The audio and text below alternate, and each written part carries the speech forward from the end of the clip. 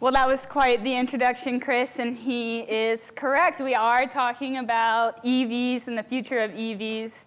As he mentioned, Aaron Otan and I we're actually in the midst of an EV project where we have been driving a Tesla Model 3 across Texas. So about a month ago, we drove 2,000 miles in 5 days in a Tesla Model 3. We stopped at how many cities?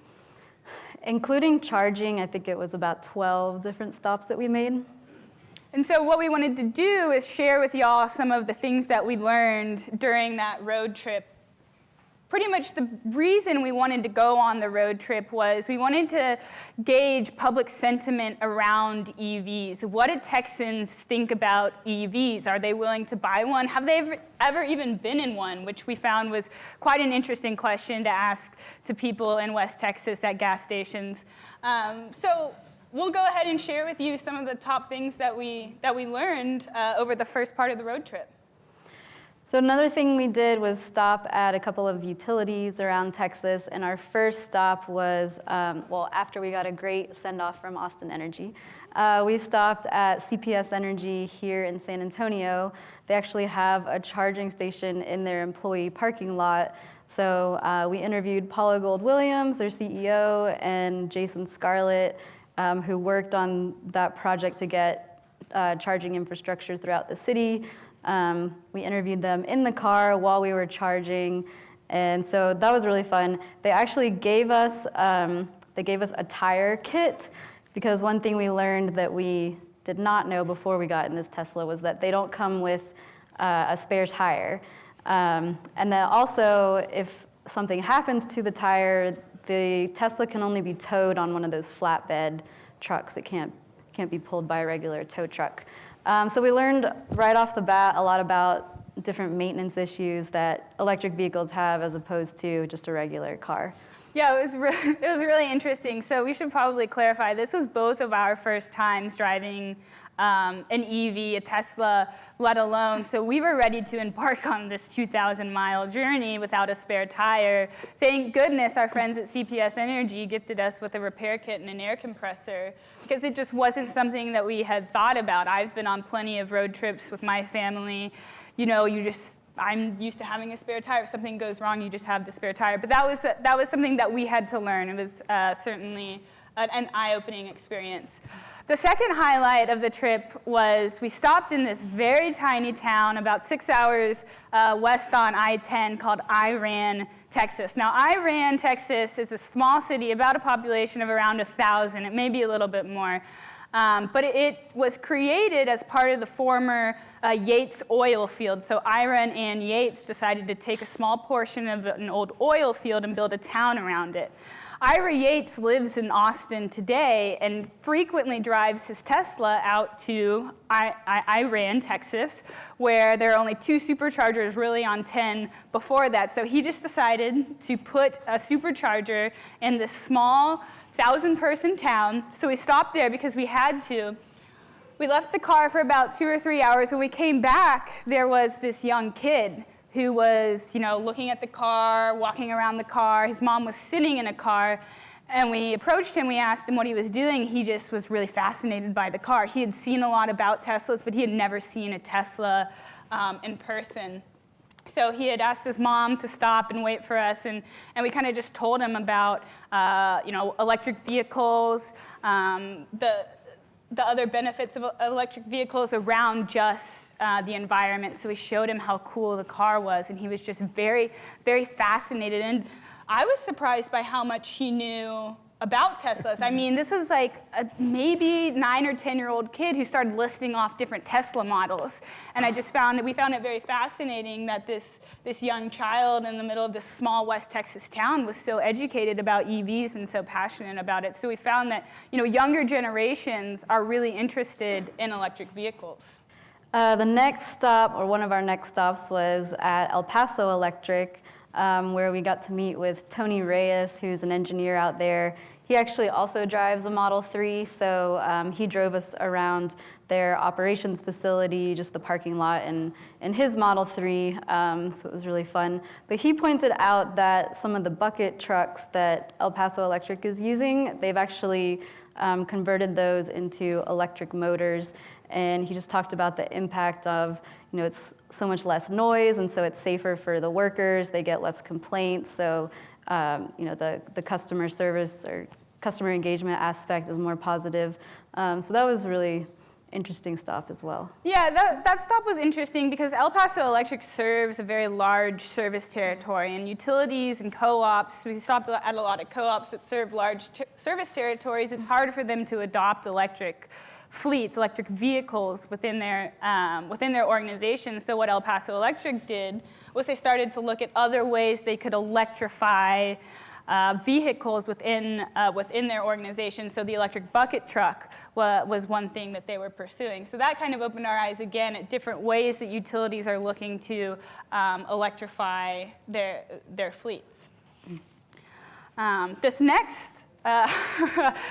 This next takeaway, or I guess that's what you could call it, was actually the most intense part of our trip. So this is, when I first told my parents that I was going on this trip in an electric vehicle, my mom was terribly worried. She just thought we were going to be stranded in the middle of West Texas every 2 hours because we were going to run out of charge. So of course, range anxiety was a real thing. That was something that we were, ready for it to happen. It didn't really happen except on our way back from El Paso. So we're driving, I think it's along 20. Through Midland, yeah. Through Midland, and we stop at lunch, and we decide before we stop that we don't need to charge before we head off to our next destination, which I believe was Dallas. We have lunch, and when we get back in the car after lunch, we start driving about 15, 20 minutes to our next destination, and we see that the projected battery life when we arrive to our next destination is about 3%. And I looked at Erin Otan, and she looked at me, and I was like, we're turning around. We had our first, crippling case of range anxiety. So we actually took a video of that moment. We have the video here. So if you guys could go ahead and play that video of the moment we had our crippling range anxiety. Oh, we had our first debilitating case of range anxiety. First setback, really. First real setback. We planned to stop in Midland and have lunch, and we didn't think we were gonna have to charge before we made it to our next charging station. But once we got back from eating lunch, back in the car, it said that we had about 5%. We were gonna arrive to our next destination with 5% left. So I looked But we didn't realize that until we had already been on the road for 20 minutes. Yeah, we had started driving for 20 minutes. And I looked at Erin and I said, we're turning back around and we're charging before we go anywhere else. So we have now a full charge, or close to full charge, and we're headed to Cisco, Texas, which will be our last stop before actually staying at my parents' house in Dallas for the night. So we ended up turning back around, and it was unfortunate because we did add about an extra hour and a half onto our trip because we didn't originally account for charging. Had we done that, we could have just charged over lunch, but we didn't do that. So we had range anxiety, but we overcame it. It was just kind of a lack of planning on our part. Yeah, and luckily there was a supercharger in Midland, so we weren't stuck there for hours. It was about 20, 30 minutes of charging, but we were a little frustrated with ourselves. So the last takeaway was that we learned that, out in West Texas, there's oil fields, people have jobs on these industrial sites, and so there's so many pickup trucks just everywhere. And so really for that lifestyle, an electric vehicle, the models that exist so far are not really suited to that type of lifestyle. But it seems like more and more companies, car manufacturers are coming out with electric vehicles. I know like Ford and a couple other ones are planning on releasing electric trucks. And so I think that's definitely going to be a game changer. Yeah, so we would approach just the public and ask them, have you been in an EV? What do you know about EVs? Would you consider buying one? And when we did this predominantly in West Texas, they said, no, I haven't been in one, and no, I wouldn't consider buying one because in their view, the utility function of the car isn't there. People want their trucks in Texas and they really need them. So we found that, really the availability of models, more new models on the road will help drive adoption of EVs, especially in towns, outside of really highly dense urban areas. When you get out into rural areas, people need their utility function of the car to do what they need it to do. So we found that to be a major barrier for a lot of Texans to adopt EVs. And I pulled some data from Bloomberg New Energy Finance on the availability of EV models. So in 2010, there was about 21 on the market. 2012, there was around 46. 2014, 73. 2016, we get up into 100, about 130 models. 2018, about around 300, and then projected for 2020 is around 420 available models, which I know will be their plans for minivans, pickup trucks, crossovers, bigger cars that expand outside of the small sedans. So those are really our 5 takeaways from the road trip. As Chris mentioned, we're doing a second part of the road trip where we'll be going to more East Texas cities in the Houston area, to continue to ask consumers and utilities, what they think about EVs and continue our research around that area. But now we want to turn it over to Carl to kind of talk about what Austin Energy is doing with EVs and the potential for them and the potential of them for utilities. Certainly. Hello, everyone. I really want to start with some recent news in the Texas ERCOT market. And as most of the people in this room know, Texas is an energy market. There isn't a capacity market. It's all about if you create a kilowatt hour, your specific generation asset competes with everyone else. So this is showing pricing that where it peaked at the market cap of $9,000 a megawatt several times during the summer. This is a commodity that typically sells for around $25 to $30 a megawatt hour. So what happens and why is it relevant to this discussion? So being market driven, this is a signal to the market is we need more something. And my proposal to y'all today, a lot of what you're doing here with storage and distributed energy is a big part of that solution for more. Now you see that little dark spot down there. What is going on in Victoria, Texas? Why is everyone else selling at 9,000 a megawatt hour and Victoria is selling at 0 and even somewhere at negative? What's going on in there is, so there's a lot of industrial there. So during these high prices, they curtail their usage to avoid it, but they also self-generate. So they're self-generating to cash in on that market, being market participants. The problem is, due to transmission congestion, there is nowhere for the electrons to go.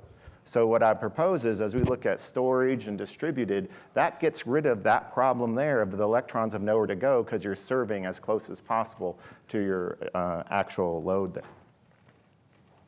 And so we talk about storage, and the name of this place is Solar Storage Fest.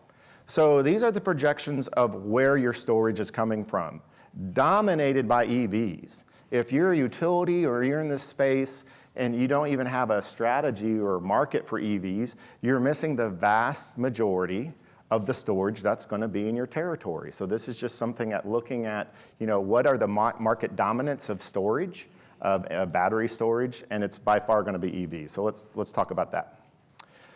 So one project that we have that is fully deployed now is Austin Shines. We have several partners as well as colleagues here.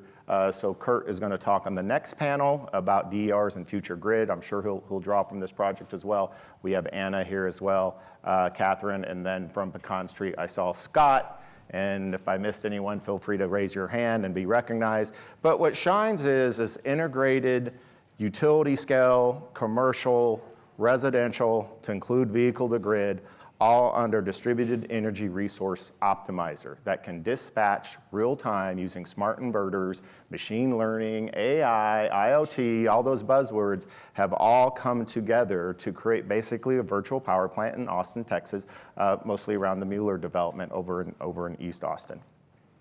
So here's the photography, 100% deployed. This was not a short task. We've been working on it, let's just say, for years.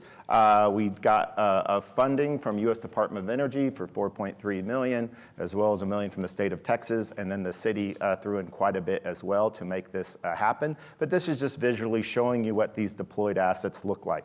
We are getting ready to launch several white papers on the lessons learned to include the vehicle-to-grid aspects of it. Those will be coming in towards December, January, February. Those will all be posted at austinenergy.com/go/shines, or follow me on LinkedIn, and I'll just post it from there. And since we're talking about the connected grid, I wanted to talk a little bit more on what that means. So we do have a 10 kW bidirectional system as part of that aggregated residential load in the vehicle to grid. And so you can see there's a certain part of the battery that's used for charging discharge and a certain amount of reserves. So, even though it's the market and dominant leader of storage in any territory, there's obviously pros and cons with it having wheels. One of the highest cons is your customers already spent that money on that battery itself. So it's already in the garage. And so our approach from day one is, can we get more value out of that from the utility, from the customer, as well as the grid operator on that? There's still some barriers, cost of equipment. The equipment's a little loud, so I'm saying it's not ready for mass scalability today, but now it's starting to look at what point and at what price point does it. So that's my spoiler of the white paper that's coming up. And those are my opening comments, and I'll turn it over to the Aarons for, I think they have a few questions. Yeah, so you're talking about electric vehicles, but that's sort of part of an overall, mobility transformation that's happening. So at Austin Energy, what is your plan for overall mobility? How is Austin Energy focusing on mobility? So in Austin, here's the one thing I do know. How we've done mobility in Austin up to this point in time is not how we can do it in the future. So up to this point in time, majority has been one person in one gas car. That's your typical driver. There was actually a study done on I-35 during commute, and the average number of people in a vehicle is 1.1 in Austin, Texas today.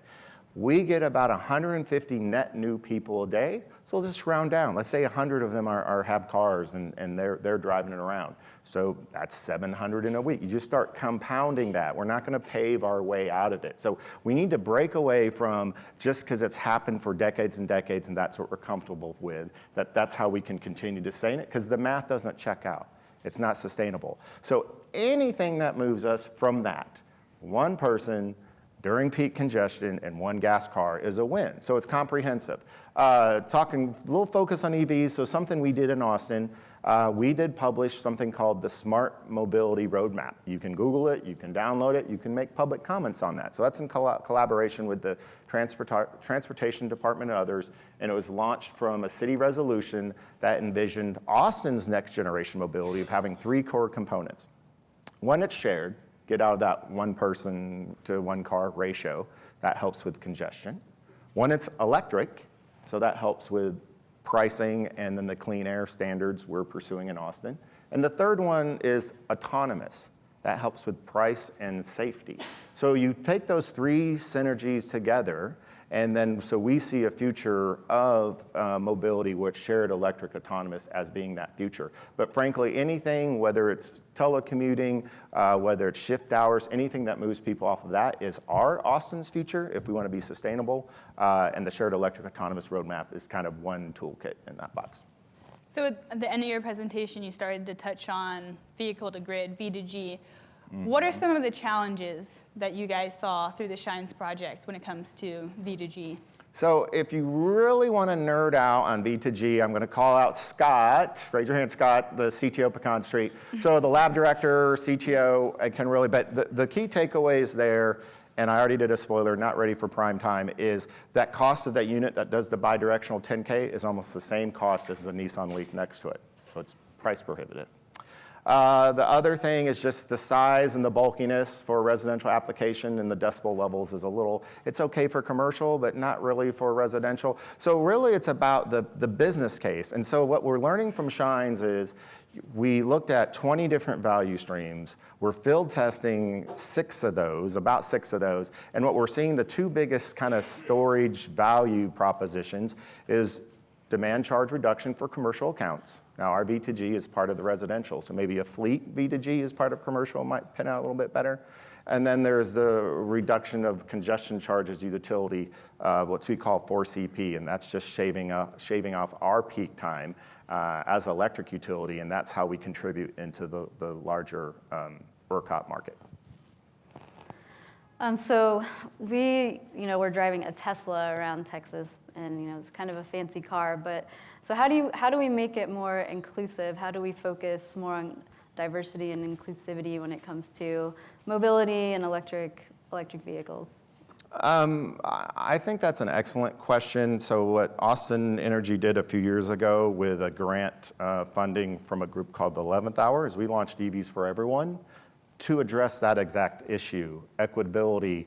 How do we put lower to moderate incomes at the front of the line that's transportation electrification, get out of that mode shift from early adopters and Teslas, frankly. So there's a few things we've done and that we've learned.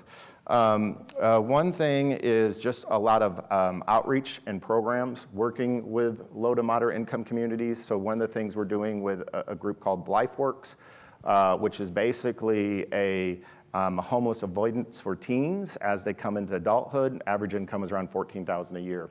We're working with a micro grant agency that basically pays for an electric vehicle so they can see if gig economy is for them for a few weeks and see how much revenue they can get up. And our calculations show that in Austin they get between $40,000 to $45,000 a year a job, so completely game changing. Also micromobility, putting level 1 charging hubs at some of these with the scooters and the bikes. For example, I'll give a shout out to one of the bike rides, Jump. They have a specific program for low income, $5 a month for that one ride a day. They need to charge somewhere, so we're putting in some micro charging units so it's right outside, once again, right outside where we live.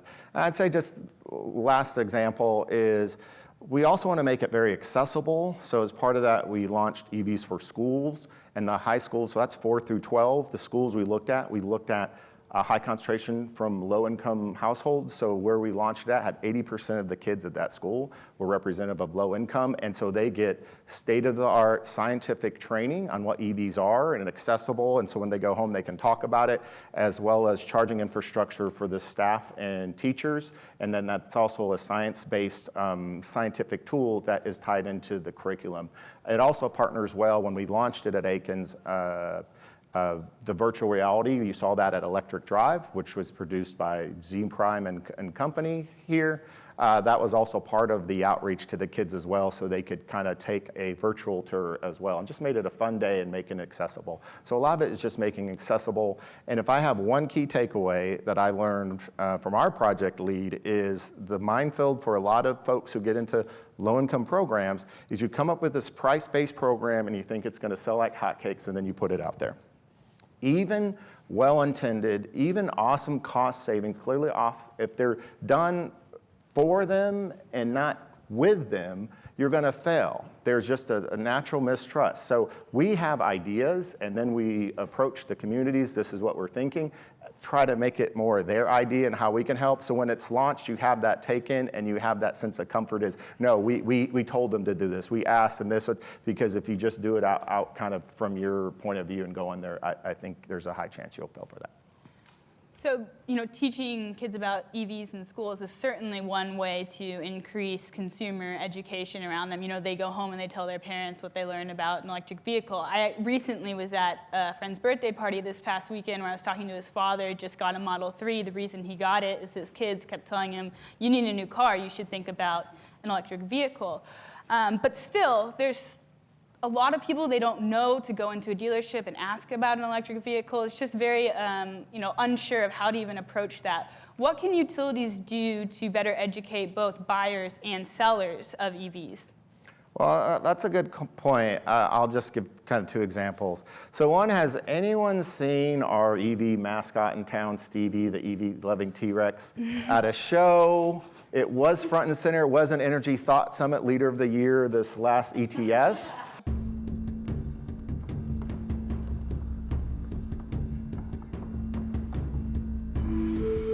That is the Stevie Shimmy. You've seen it here at ETS 19. Thank you, Stevie. I did get some comments on that. They launched it April 1. They put out the new thought leaders, and Stevie is literally front and center, and they thought it was April, but no, it wasn't. Stevie was there. So in our community, Stevie has had more than 600,000 views of 15 to 30-second promotional videos showing Stevie. So one is just kind of and Stevie was created from day one as being social media savvy and how you get these social media moments, and it has a whole ecosystem around Stevie. Stevie just won a dance-off competition at the local Thinkery. Stevie is all over the place. Stevie gets around, and it's just our way of just kind of being accessible and fun to the community. But even though it looks a little frivolous and fun, there's a lot of social media savviness that goes behind the brand or the hatching of Stevie. But even more directly is something we've known, and this is an industry barrier, is picture yourself wanting to buy an EV. Picture yourself going to a dealership here in San Antonio, a Chevrolet dealership, and in the front is just trucks as far as the eye can see. Picture yourself walking in and you see the salespeople, and they start swarming on you, right? When you go in, and you say, "Hey, I want to test drive an EV." What do you think your experience today is going to be when you do that? Think it's going to be great? No, statistically speaking, it's going to be terrible. And so what we're working with is we're working with our local dealerships, and they're not all terrible, but working to try to understand and improve that. I think the number one barrier to consumer EV adoption is that right there. We have too many where people just started getting interest, maybe they even saw Stevie or whatever on our side, had an EV, and there's misinformation. I've heard everything, it only goes 30 miles, there's no understanding of rebates, and there's some fundamental core reasons for that, which were launched part of project, but the thing we're doing in partnership, we've got another grant from Bloomberg. I think we're up to 14 grants from the team and growing. And what we're doing with Bloomberg is to improve that experience. So one is we're gonna launch a website, it's very cool branded, and it shows all the inventory in our region, and then you can get all educated, and then you go to that dealership, and then we have a hardware kiosk, so you have that same experience that shows you all the local inventory there of that dealership. So you're coming in as a smart, I've seen this, and could potentially even pre-buy and just have it waiting for you. So you can avoid that whole, hey, I want to drive an EV, and you're just left to who's ever the draw on the salesperson that walks up to you that wants to sell you that truck. Well, and I don't have a video to show it. I felt like Stevie has videos. I felt like I should have brought a 15, 30-second Stevie video, but you can go to pluginaustin.com, and you can see all our program information and Stevie videos. I'll plug the website. We have a few minutes for audience Q&A. Are there any questions in the audience? Yes. Yeah, I want to ask a question about transportation. You talked about transportation, public transportation, from a utility-centric perspective. But there's still, certainly in Austin, there's certainly a desire, not a lust, to put in more what I will call thick fixed route transportation, light rail, et cetera, which really doesn't play into what you described as kind of the autonomous mesh, et cetera. I'm just wondering how you kind of reconcile, I hate to call it, and we're among friends here, old school transportation philosophy and new school philosophy. Let me take a stab at the question, because that was pretty esoteric, but one is, the key is not to put our eggs in one basket. Options are good. We even have, and you see the scooters all over, those e-scooters, those plug in as well. Austin right now is about 800,000 trips a month is kind of what we're cruising at on those scooters. So that's another option, and that would definitely be what you said, new cool, old school, that would be new. I'm making sure I get that right. So one is just being there and enabling options that gets, once again, and that's looked at a first and last mile. But I think the main dinosaur or the main elephant tied to the rope that we need to break that is that one person gas car during prime time. So I'm open to anything, whether it's electricity or not. Even working from home is more electricity. In some ways, we're just going to, because you have your computers and you plug in. But regardless of electricity, I'm interested to listen to and see if I can collaborate with anything that shifts from that, whether it involves a plug-in vehicle or not. And that's kind of the thinking. So the larger plan in Austin from our transportation department, which we're collaborators on, is the Austin ASMP, Austin Smart Mobility Plan. And I talked about the Smart Mobility Roadmap, which is shared electric autonomous, but the ASMP really addresses more of that comprehensive approach. Well, thank you, Carl, for talking about EVs with us. Like I said, we'll be doing part 2 of our road trip. We're out of time for Q&A. Sorry about that. Sorry, John. You know, and this was my plan. John Sawyering was my softball question, but we're going to let that one go, and we'll stick with it. We will be around, so you can catch Carl after this. We'll be doing part 2 of the road trip actually the second week of September, so you can follow us on social media, hashtag EVErrandsTexas, and we will again be giving you live updates of our hopefully not existent range anxiety. So thank you guys for listening to us. Thank you. Thanks, gang.